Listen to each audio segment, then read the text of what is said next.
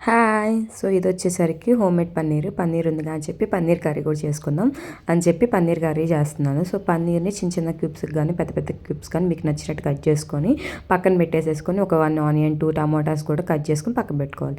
So, తర్వాత వచ్చేసరికి ఏంటంటే మనం కట్ చేసి పెట్టుకున్న పన్నీర్ ముక్కల్లో పసుపు, కారం, ఉప్పు, గరం మసాలా వేసుకొని ఒక 2 టైమ్స్ మిక్స్ చేసేసుకొని ఒక బాండి పెట్టుకొని ఆయిల్ వేయండి. ఒక టేబుల్ స్పూన్ ఆయిల్ వేసి మనం మిక్స్ చేసి పెట్టుకున్న పన్నీర్ వేసేసుకొని 2 మినిట్స్ రోస్ట్ చేయండి.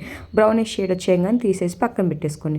అదే బాండీలో మనం చాప్ చేసి పెట్టుకున్న ఆనియన్స్, టమాటోస్ 1 బై 1 వేసుకొని మిక్స్ చేసుకోవాలి. ఇది వచ్చేసరికి 2 మినిట్స్ ఊరికే గ్రైండ్ అయ్యి మగ్గేలాగా ఉంటే చాలు. తర్వాత మీ దగ్గర ఉంటే కాజు కూడా యాడ్ చేసుకోవచ్చు. కాజు వచ్చేసరికి కొంచెం టేస్ట్ ఇచ్చిద్ది. సో, కాజు వేసుకొని 2 మినిట్స్ మగ్గాక మనం పేస్ట్ని మనం ఆ గ్రైండ్ మిక్స్ పేస్ట్ వేసేసుకోవాలి. పేస్ట్ వేసి పక్కన పెట్టుకుందాం. సేమ్ అదే బాండీలో ఆయిల్ వేసుకొని 2 టేబుల్ స్పూన్ మనం బిర్యానీ స్పైసెస్ వేసుకొని మనం మిక్స్ చేసి పెట్టుకున్న మిక్సర్ను కూడా వేసుకోవాలి. ఇటువైపు పక్కన నేను పన్నీర్ కర్రీ చేస్తుంటే అటు పక్కన బిర్యానీ రెడీ అవుతుంది. మీ ఎవరికైనా బిర్యానీ రెసిపీ కావాలంటే కామెంట్ చేయండి. మనం మిక్స్ చేసుకున్న దాన్ని దాంట్లో వేసేసుకొని ఒక 2 కప్స్ ఆఫ్ వాటర్ కూడా వేసుకొని అల్లం వెల్లుల్లి పేస్ట్, పసుపు వేసుకొని మిక్స్ చేసుకోవాలి. 2 మినిట్స్ ఆగాక మళ్ళీ దాంట్లోనే ఉప్పు, కారం, గరం మసాలా అన్నీ వేసుకొని మిక్స్ చేసుకొని పక్కన పెట్టాలి.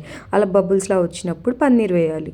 పన్నీర్ వేసేసుకొని మిక్స్ చేసుకున్న తర్వాత కొంచెంసేపటికి మనకి ఇలా వాటర్ పైకి వస్తుంది. పన్నీర్ గ్రేవీ థిక్ అయినాయి అంటే పన్నీర్ కర్రీ రెడీ.